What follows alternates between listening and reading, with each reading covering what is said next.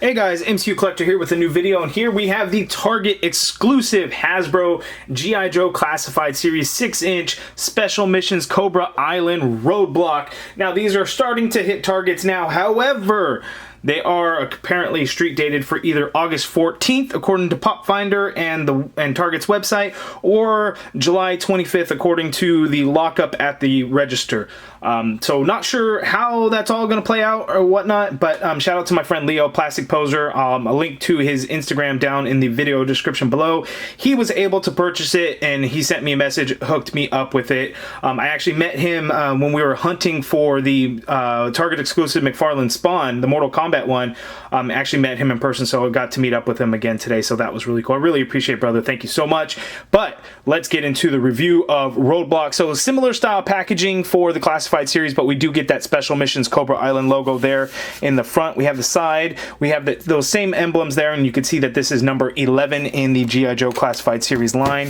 The artwork, as it kind of wraps around the package, just looks amazing there. And then instead of kind of a mashup of all the different characters, we get a look at Cobra Island. Now, not exactly sure what Cobra Island is. I went to the G.I. Joe website to see if there was any information on it, and there's not really anything there, so it's just kind of a themed subline to Classified series.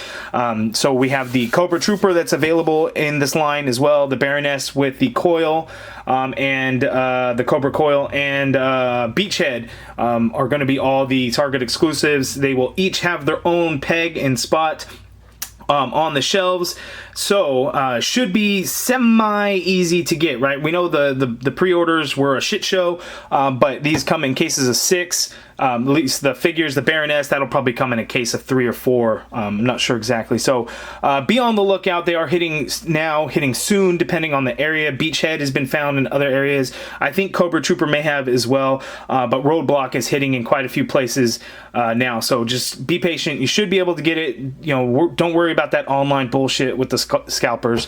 Move on from that.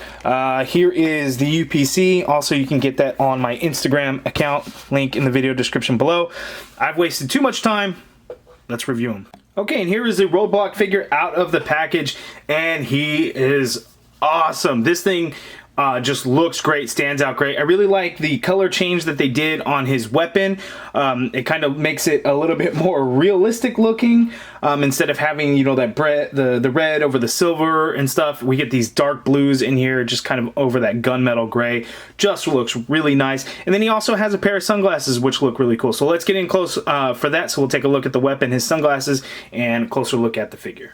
Okay, so here's an up-close look at the Roadblock figure. Now, I've seen some of the complaints about what they don't like about the Roadblock figure is that he basically just, you know, his torso is just a painted-on shirt as opposed to something that has texture. And I get it, and for me, overall, it makes him look a little bit smaller than I think he should, especially in proportion to his legs and his arms.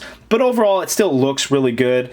So looking at the sunglasses are really cool. So let me take those off. They're just a light rubbery material, as you can see there, and it's got the sunglass shades to them with that little bit of orange and blue in there. And there is some transparency in there, not a lot, but there is. So Hasbro can do some sunglasses and glasses just fine, just not on Peter Parker figures.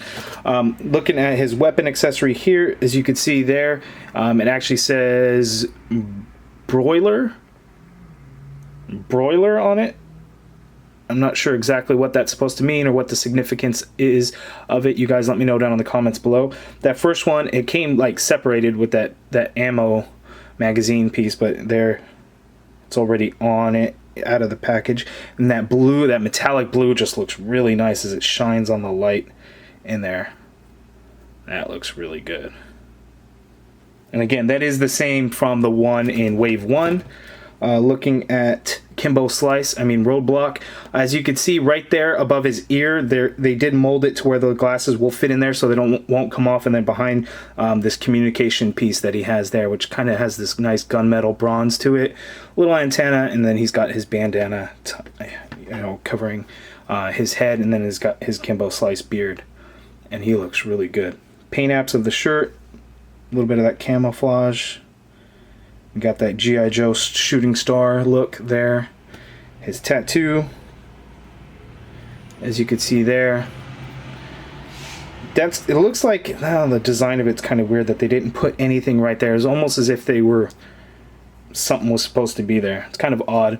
And then he has that same lower torso body, except he has this added like grenade pouch right there on his right leg, which sits kind of weird. It looks like it's like way far from his leg. And the reason for that is because, you know, the leg, there's that pocket there.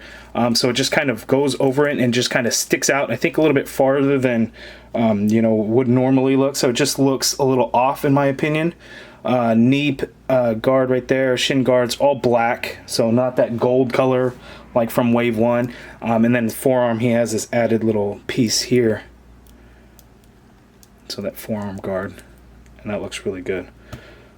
So now let's zoom out for his articulation. Okay, so Roadblock's articulation. His beard gets in the way from getting him to look down, but he can look down somewhat. He can look up somewhat as well. He has that ball hinge, but it doesn't really want to go. The tie on his bandana kind of gets in the way as well. You get a full rotation in there, and you get some pivot going in the neck.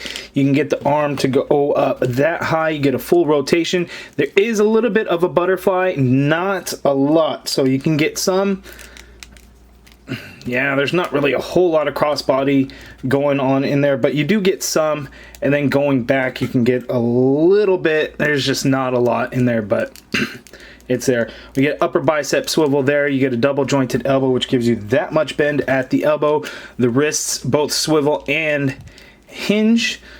Here we have an ab crunch, so he can crunch forward that much. He can crunch back that much, and you can see that fatigue pattern, whatever it is, kind of stops there. And then he has like that waist rocker, so he can tilt to the side, tilt to the other side. He could lean back a little bit, he can lean forward a little bit, and then when you do the crunch, you can get him that far forward. The crunch and that rocker, you can get him that far back. So that is pretty crazy. And then you also get the twist there as well.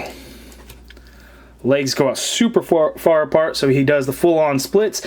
My legs are not as loose as that Wave 1 Roadblock, so I'm happy with that. Leg kicks forward that much, but if we do the drop down on these guys, a little bit tougher to do on that. So it goes up a little bit more, not a huge amount, but it does go up. We get an upper thigh cut there. You get a double jointed knee, as you can see there. There is a swivel at the boot. Hinges down on the foot that much. Hinge up, not really, because that shin guard part of the boot really gets in the way. But you have ankle pivot and peg holes at the bottom of the feet, and then this pouch fell down. So articulation is good on Roadblock. On the articulation, I completely forgot that neck piece right there it has its own separate articulation right there. I forgot about it with these G.I. Joe figures, but you don't get a whole lot of movement on this guy. It can get some turn, but that's really all you're gonna get on there.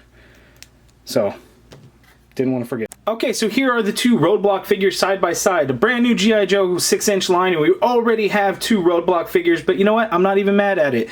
They are both very good figures. They are basically the same, typical Hasbro fashion. We get a repaint, so this figure is the same as that figure, just swap out that vest piece that isn't removable anyway with that pouch on his leg, and then right here on his forearm. That's the big difference, and then of course we get a new head sculpt.